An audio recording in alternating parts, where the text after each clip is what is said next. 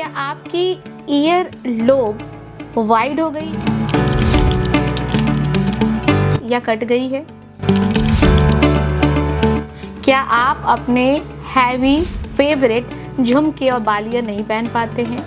क्या आपको ये लगता है कि ये मेरी सही उम्र नहीं है, अब ईयर लोब रिपेयर करके क्या ही फायदा, मैं तो एज हो चुकी हूँ? तो ये वीडियो आपके लिए है। Hi, I am doctor Sneha Gupta और आज हम लोग बात करेंगे एक ऐसे कॉमन टॉपिक के बारे में जहाँ पे हर एक फीमेल कहीं ना कहीं परेशान होती है, कहीं ना कहीं किसी एज के दौर पे, चाहे वो 30s में परेशान होती है, कभी मिड 40s में और तो कभी 80s में, कि क्या मैं अपने फेवरेट ईयररिंग्स को पहन सकती हूँ? क्या मैं भी हैवी ईयररिंग्स पहन सकती हूँ?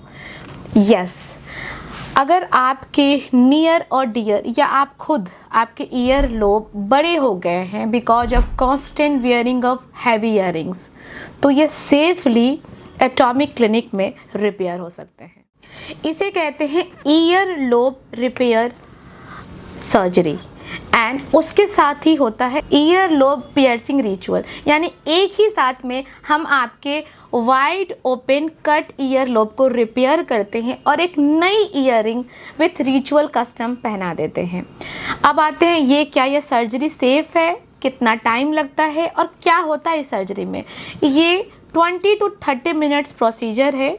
इसे सर्जरी नहीं, डर्मेटो सर्जरी कहते हैं और एक छोटी सी माइल्ड सर्जरी है जिसमें भर्ती होने की ज़रूरत नहीं होती है। ये डे केयर प्रोसीजर है और 1 से 2 आवर्स में आप क्लिनिक को छोड़ के जा सकते हैं। इसमें जो प्रोसेस होता है, वी स्टरलाइज करते हैं आपके ईयर वाले एरिया को और वहाँ पे क्लीन स्टिच 3 या 4 स्टिच देते हैं आगे और पीछे। देन आपको 7 to 8 डेज़ में क्लिनिक को बुलाया जाता है। अगर पेशेंट बाहर का है तो हम खुद से सूख जाने वाले सूचर्स लगाते हैं, तो आपको क्लिनिक भी विजिट करने की ज़रूरत नहीं है। उसी जगह पे, ऐसे जगह पे जहाँ पे फलक्रम ना बने, हैवी ना हो, हम दूसरा ईयर पियर्सिंग कर देते हैं with your favourite ear rings choice. So आप 1 से 2 महीने के बाद में अपने न्यू ईयररिंग्स को पहन सकते हैं। ये एक सेफ स्टेराइल प्रोसीजर है जो एटॉमिक क्लिनिक में किया जाता है with safety protocol and sterilisation protocol. इसमें कौन से लोग हैं जो इसको करा सकते हैं? तो कोई भी वर्ग की महिलाएं जो स्टार्टिंग ऑफ 18 साल से लेके 80 साल तक है, जो चाहती हैं कि मेरा ईयर लोब किसी कारण से टूट गया, कभी चोट से टूट जाती है, कभी ईयररिंग से होती है, कभी जेनरिकली बाइफरकेटेड ईयर लोब भी होता है, तो वो आसानी से सिली जा सकती है, जोड़ी जा सकती है।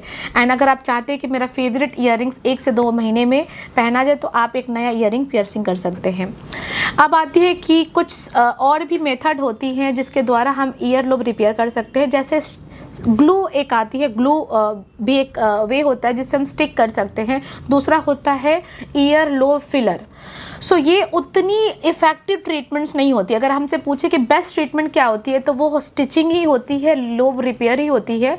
बट कोई फीमेल्स होती है जिनका फेस वैल्यू होता है, they are in the jewellery owners होते हैं, जो अपने ईयररिंग्स को नहीं निकालना चाहते हैं। यूजुअली वो ईयररिंग पहनने के साथ में ही फिलर से अपने ईयर लोब को रिपेयर कर लेते हैं। तो वो में उस प्रोसेस में आपको कोई स्टिच नहीं लगता है, कोई कट नहीं लगता है और आप ईयररिंग्स पहने और हम लोगों ने उसमें फिलर कर दिया। Now your ear lobe is like healthy and tight, और जो रिंग्स के वैल्यू को और वेट को ना ले सकता है। तो ईयर लोब फिलर भी एक ऑप्शन होता है, लेकिन कुछ महिलाएं उसको ऑप्ट करती है।